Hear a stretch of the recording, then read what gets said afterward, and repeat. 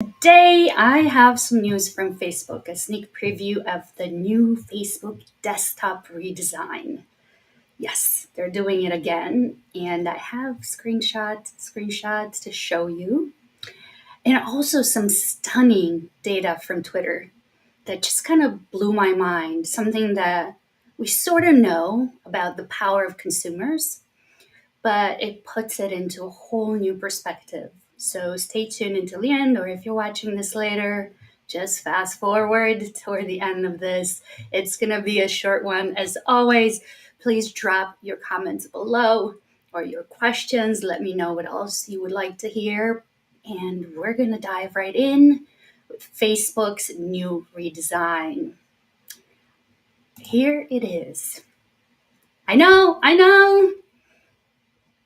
I don't know what's happening on the left-hand side of this. I will let usability experts talk about this, but it's giving me a headache. If you look in the middle, you will see that in what would normally be the posting feature there, the first one is live video, and right below it, it says create room, which is another live video feature for a group that you select.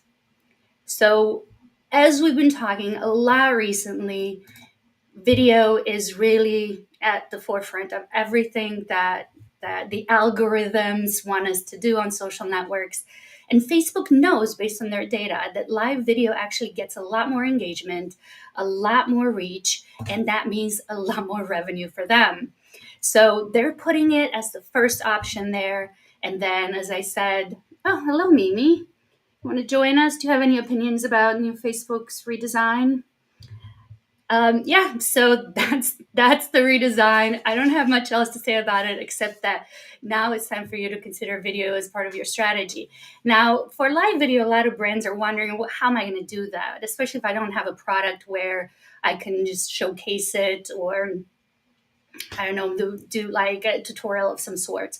Well, let me give you an example here. So let's say that you've launched new packaging and you're finding out through social media that your customers hate it, or they're confused by it, or just simply they cannot find it on the shelves. Well, that's a perfect opportunity for you to do a live video, somewhat of a town hall. You may have 20 reasons why the packaging is really good for you and for the customers. They just don't know it. So a live video would both help you explain those 20 reasons, but also will allow them to ask you questions and feel like they're participating and give you feedback. And when people give us feedback, they actually feel invested in us and in our success, which also makes them more loyal to the brand. And brands love authenticity. People love authenticity, or authentic brands. They love that conversation. So give them opportunities to be part of that. That applies to B2B companies too. You may have new features for your software. A lot of times, for the SaaS that I use, I may get an email that announces the new features, or there's a blog post. Maybe that's not enough. Maybe a live video where people can talk to you is going to be more impactful. So live video is important regardless of whether you're in B2B or B2C. So consider adding it to your strategies. And when it comes to that redesign, I'd love to hear from you, usability folks. What do you think of it? As I said, it gives me a headache, but people know that I'm not a fan of Facebook as it is. So I typically don't have a lot of nice things to say about it. The next thing I want to talk about is some news from Instagram, and all of this ties in with also that big data from Twitter that I've been promising. Instagram is launching a new tag type, and as always, I have a screenshot for you of this too. The new tag type allows you to give more context, or to add a label to your posts that shows, if the photographer is one person but the stylist is another, so you can tag, Joe as the photographer. You can, if there's a brand on there, you can say, shoemaker or whatever it is. And the reason why there's some history behind this. In July of 2021, Black creators on TikTok went on strike. There was like an entire movement, and the reason why that happened was because a young lady, a teenager from the Atlanta area, created a dance on TikTok, and this dance went viral. But she didn't get credit for it. A bunch of white TikTok influencers were invited by the NBA to the All Stars game and asked to do the dance. And she wasn't invited, but she was the creator of this dance. She wasn't invited until social media put pressure on the NBA. So, giving proper credit in environments like this, where people are true creators of very new, innovative things, is becoming a big deal. Um, if you think about it, if a dance company has a choreographer do a dance, that choreography will forever have the stamp of that choreographer. But that doesn't seem to happen on social media.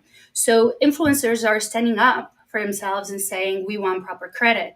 And Instagram launched this new tag type, again, probably triggered by the war they have with TikTok. They always want to stay a step ahead.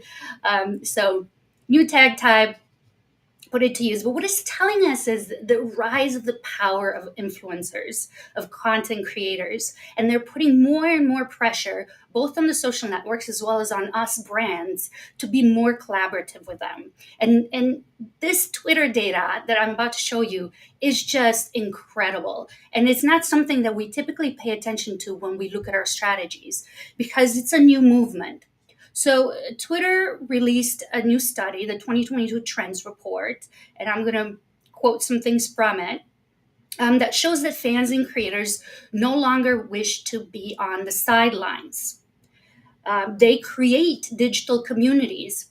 They are now, and they feel like they're calling the shots. This is a very hard thing for us and for brands to really understand in the context of how we design our social media strategies. But creators no longer want to be on the sidelines. They want to be calling the shots. The trend that Twitter is calling out is stanning. And for those who don't know, stanning is the act of being overly obsessed with an artist, person, character. Stalker plus fan equals stan. All right. The the report also shows that there's been a 994% increase year over year in mentions of fan tokens and 2 times tweet replies in the fandom space. To quote the study, the tables have turned. Fans no longer just follow, they're calling the shots while making the rules and creating worlds. And they want to be a part of these worlds. With a 51% increase in the use of the term standing, this is an epic shift in power. In thousands of niche communities on Twitter, fans are building and creating collaboration with artists and each other. Even more game changing, shared ownership. Fans having a genuine stake in what they've made and getting paid for it. So fans see themselves, and not just fans, users and creators see themselves as building these worlds. And here's, a tweet: fans help build billion-dollar brands. Why not create a world where NFT holders get rewarded economically for contributing to the success of a brand? Now, you may look at this and say, Twitter and these kids and this fad with NFTs. But this is actually telling us a lot about the expectations of your online users. They want to be part of the experience. If you're wondering why your social media numbers are declining, is because the creators and the collaborations that they're part of are taking over the social airwaves. There's less room for you when they are creating content that really speaks to audiences. And so what you need to think about as a brand is, how can you shift, how can you be part of this and take your fans and your audiences, take them off the sidelines and involve them in what you do, collaborate with them, or even collaborate with each other as brands. Now, this idea that the fans are taking over, that they build worlds and that they are the gatekeepers, you have to gain access to their worlds to benefit from what they can contribute to your brand, how they can spread the word about your brand, is a very scary concept, which is why a lot of times we do not want to hear it. And we've been talking about this for years, and the trend is just growing and growing. It's very hard when we spend so much time and money to manicure our brand identities. It is daunting. It's very hard to let go of that control. And I'm not talking about completely letting go. I mean, you can determine in what areas of your marketing there's a place to do this. But whether you're a B2B company or a B2C company, there's opportunities for you to collaborate. Just do a Google of B2B company partnerships, and you're going to see a lot of software companies collaborating with each other and even with consumer brands. It is possible. And when we do those things, people feel more involved. Everything that I talked about today, from Facebook shifting emphasis on live videos, to Instagram's new tagging option, to this study from Twitter, all of it ties back to people wanting to be participants. They do not want to be on the sidelines. So your next strategies should incorporate that, not just from the perspective of those collaborations. Also, we've been talking about the death of social media for a long time. And it's time to bury the approach, the social media approach, where we just obsess over posts and don't consider other ways of engaging with people. There's still room for blog posts. There's still room for videos and podcasts and social media posts. But I feel like we need to deconstruct the system and rebuild it over again into a digital media engine. And Facebook has been seeing itself as a media company more and more so. And as they shift toward the meta concept, the live videos are going to take a bigger and bigger part of that. Um, I have one of those Amazon Echo Views, whatever they're called, the little device with a screen. And when I go to a video option, TikTok is one of the video options. They see TikTok as a media company. Facebook sees itself as a media company. So as brands, we need to shift into digital media production, marketing departments, marketing, sales, user experience. And we need to think structurally. How do we structure our teams so that we enable ourselves to be media producers, to fit in with these expectations of our audiences, that we are accepted into the digital worlds that they're creating. So a lot of food for thought. I know it's intimidating to think about that Twitter study, but I'm just here to tell you the trends, to tell you where things are heading, so that you start thinking about these things and start conversations around these things. Change is not going to happen overnight, and you're going to need to get all of your stakeholders together and get buy-in and really reframe things for you and how you're going to do marketing. But I like to see less emphasis on posting and a lot more emphasis in how can we engage with people in the mediums that they spend their time on and on their terms. I'm sorry to say it, but they are boss now.